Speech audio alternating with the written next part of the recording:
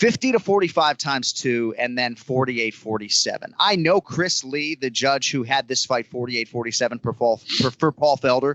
I think he's a pretty good judge, all things considered, at least historically speaking. I'm sure there's some scoring experts that would correct me on that, perhaps.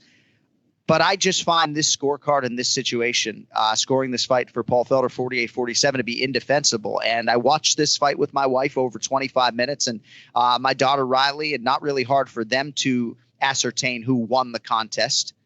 I mean, what do you have for me on the fact that this was a split decision, Ken?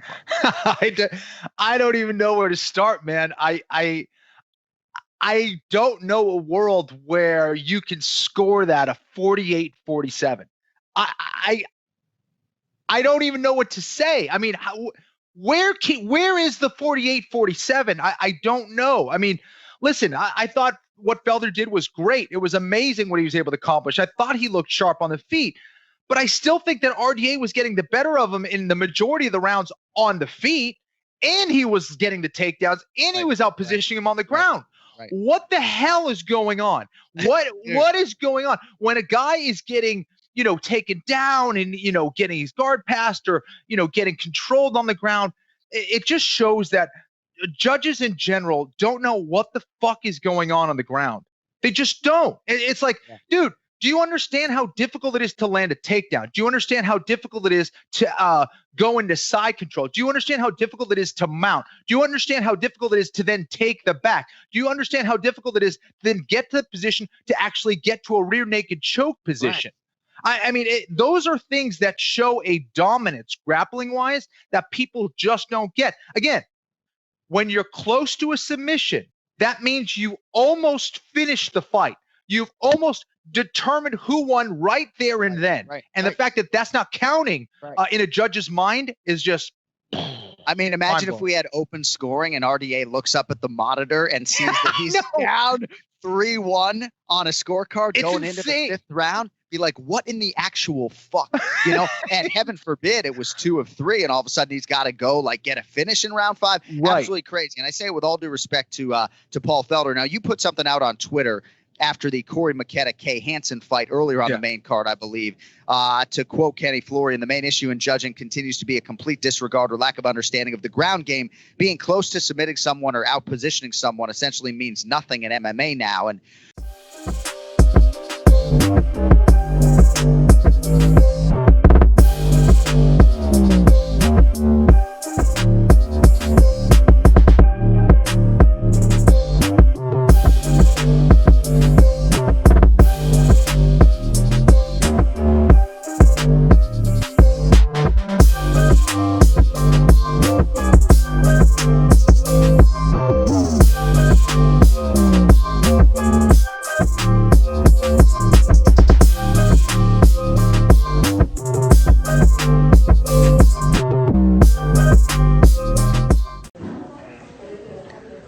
oh yeah, he's got a bunch of the stitches in already. They're just super clean looking.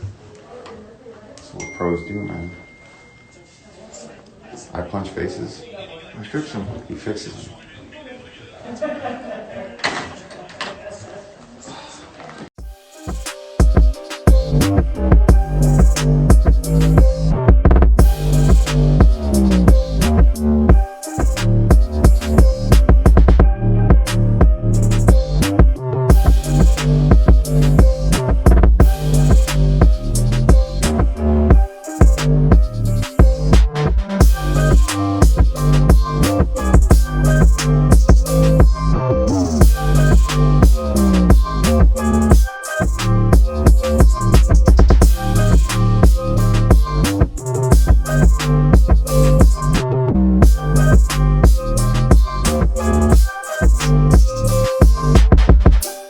Tony Ferguson has been very active on social media over the last 2 days, basically begging to be added to the last pay-per-view of the year, UFC 256, December 12th. It's been hit by injuries, right? We were supposed to get Usman versus Burns. We were supposed to get Amanda Nunes versus Megan Anderson. Both those fights are off, so we're left with just one title fight, at least as of right now, Petr Yan versus Aljamain Sterling. Here's Tony Ferguson begging to be added, and I got news for you, DC. I don't think he's going to be added. He wants to fight Michael Chandler. Chandler not responding at all. What do you make of this whole situation? Doesn't this seem like a layup? So yes, it does. My question is this though: with Chandler, what's the plan for Chandler? What's the plan, or what's the hope for Chandler? Not only from the organization, but from Mike. Like, who do they want? I think the most legitimate fight is to take. I mean, Tony Ferguson.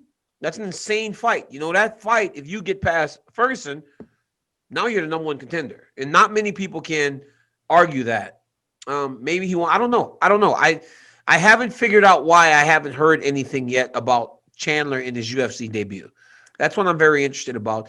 And I believe that him versus Ferguson makes all the sense in the world, adds immediate star power to a pay-per-view now that has only Volkanovski. Is it Volkanovski fighting? No, Petr, Aljamain Sterling.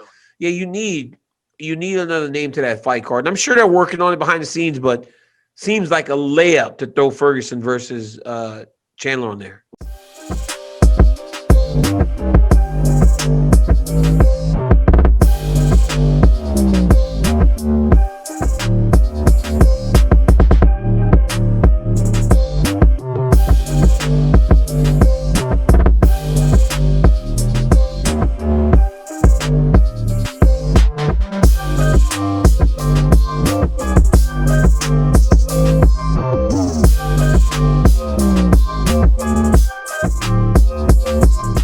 When you think about Jones and his resume, a lot of those big name guys are now behind him, right? So like Shogun and myself and Evans, all these Rampage, all these champions from the past that he beat, it's all kind of behind him now. And you know, like I said, one of the most talented guys you'll ever meet. But again, for me, you know, bad tests eliminates you from the conversation. I mean, I just cannot understand how that is so hard to comprehend in a sport where we're fighting each other. You know, in baseball, bad tests eliminates you from being considered and being in the Hall of Fame, and you're hitting a ball. You're hitting an object that has no feeling. In fighting, you're punching people, human beings, and you have bad tests. That eliminates you. It's just too dangerous. So I think when you start to think about the greatest of all times, for all the things and all the great victories, you know, you can't look at those, me personally being a guy, that those fights did really long-term damage to my career. It's hard for me to say this guy's the greatest of all time when every time we fought, there was some sort of issue.